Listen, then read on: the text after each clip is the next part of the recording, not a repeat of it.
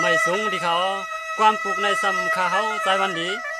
เด้เรามวลชนใส่ในพี่น้องเขาอันนี้สิว่ากลางเสือก็คิดตั้งหลังอันว่านั้นเขา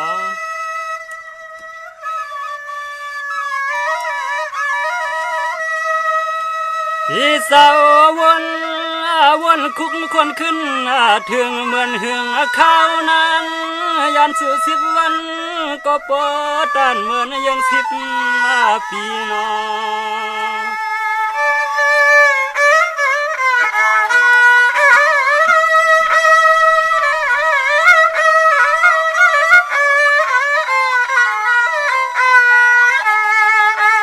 พี่สาวนาปวางทวงสู่อยู่กูยาม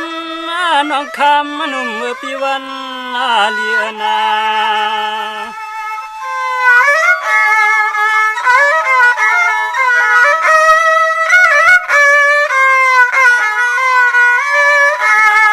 สีนานนอ้วนนุดอุดเล่าพี่เฮาวันถึงน้องพวางชิงในคำวันคืน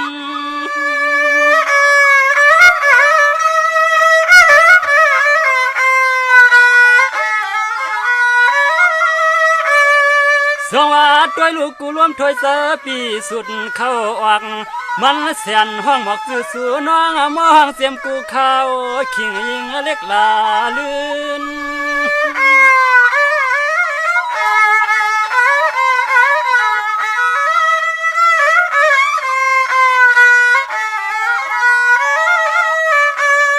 เดินโห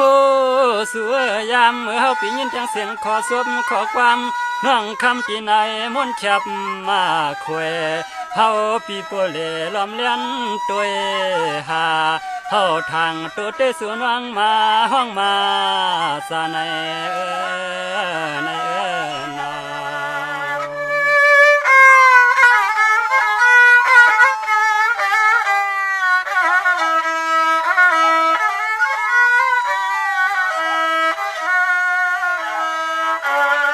สวัสดีลูกเฮาไหลมามึดมาตักมาหักเปียง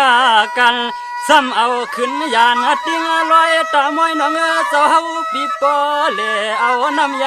ำตาน้อง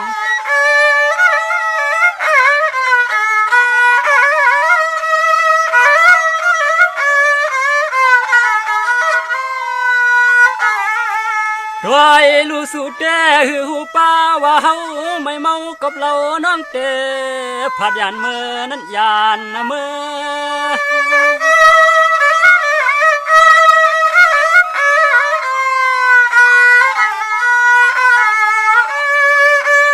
สวัสดีลูกน้องเตอำหูปีตาใจลู่หยวังคว้างอยู่ก็อำไลให้อยู่ก็อำเถือกสุดหน้าเตือกใจเตือกคอปีปอเลงเอาอ่อนเค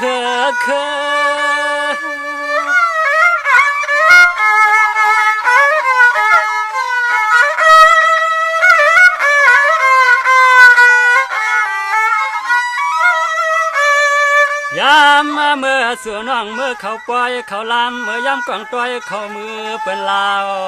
เลเสก็เปสำลืมวนถึงปีเมืองไก่ยามเมื่อสู่เขาปล่อยและกินข้าวเส้นข้าวซอยจอเปิ้นพ่อโคยมจูก็กำลังกินหงป้าปีวันสั่งสู่นาใจสั่งความไว้เฮ็ดในนาน้องนา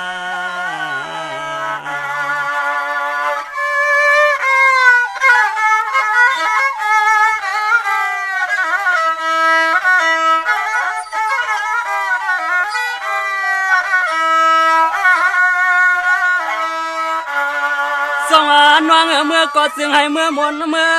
โนเมื่อโคเมื่อล้วนตามนอ่อนยิ่งน้องเศร้าหลับเตียงทุ่งเมืองตอนปวดไก่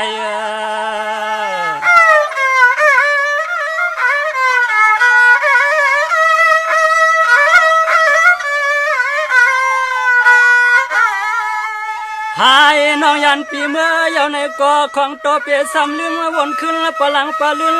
ผู้ตื่นปีเตใส่คอ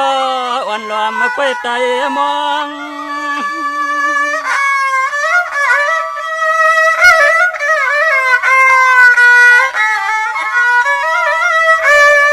ส งอาดด้วยลูกปีกสามหาเลยร้อยลานยานขวาผัดกาก็ตีไหนก็ของตัวจึงให้เจียวคอยขึ้นนั่งวันปีเตสำหอมนิ้วมืออ่วงมืออ่อนหลอมไว้สู่ตอง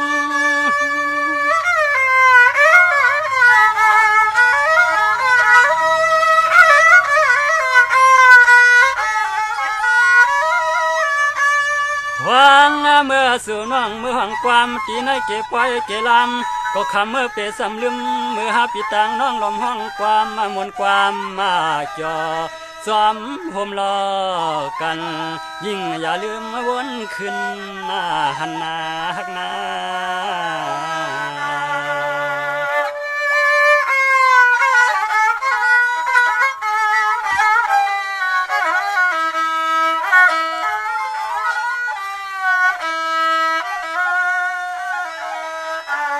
สวรรค์วางด้วยลูกพองอันวันตกจมหายสายเลื่อนสายเหล่าแรงขึ้นยามอันไหนอ่อยย้อยขึ้นพองสู่เล่าลื่นเขานอนตีในผ้าพวงอันควางใส่สองมือเขาเสน้องในฝันหนักหนา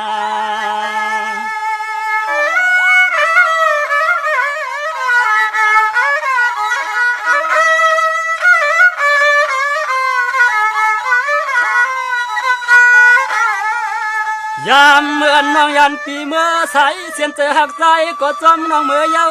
สูงเครื่องหอมหักนานเอาไว้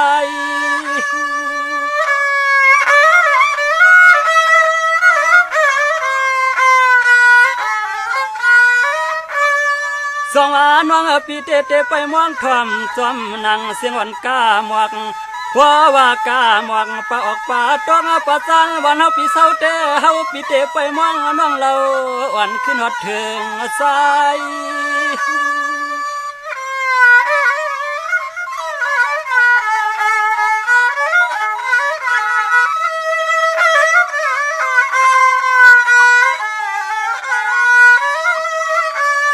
ยามเมื่อให้น้องหล่อนเขานอนตีในผ้าพงตีในผ้ากังสุดมุงเขานอนตีในผ้าพงอ่อนของควางส่องใหญ่วันพี่ว่าอย่าลืมมาวนถึงปีวันนาลีอย่าลืมมาวนถึงปีวันนาลีนาฮักนา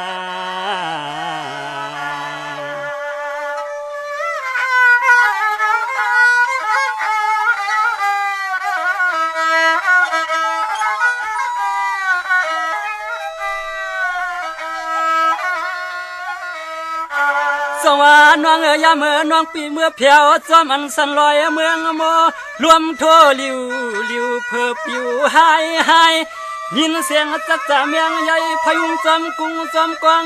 ฟังยามนั้นมันเขาเป็นทางไฟไม่เจอปีวันทางสู่กงเลีย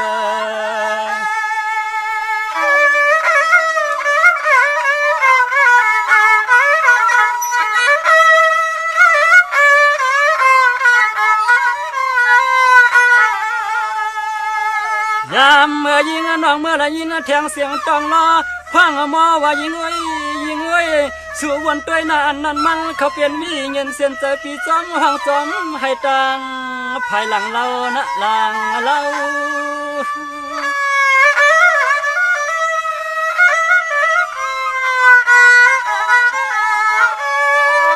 ด้วยลูเสียมเมื่อยามชิงพวนหาผ้าแตกลึง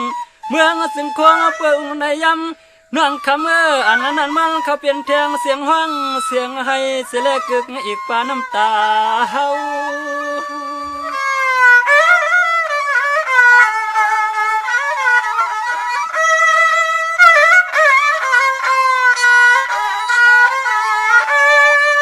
มันย่อยตกกับเสือน้องเราปีเฮาวนมาปองเสเลตังให้ตังเขียนน้องนา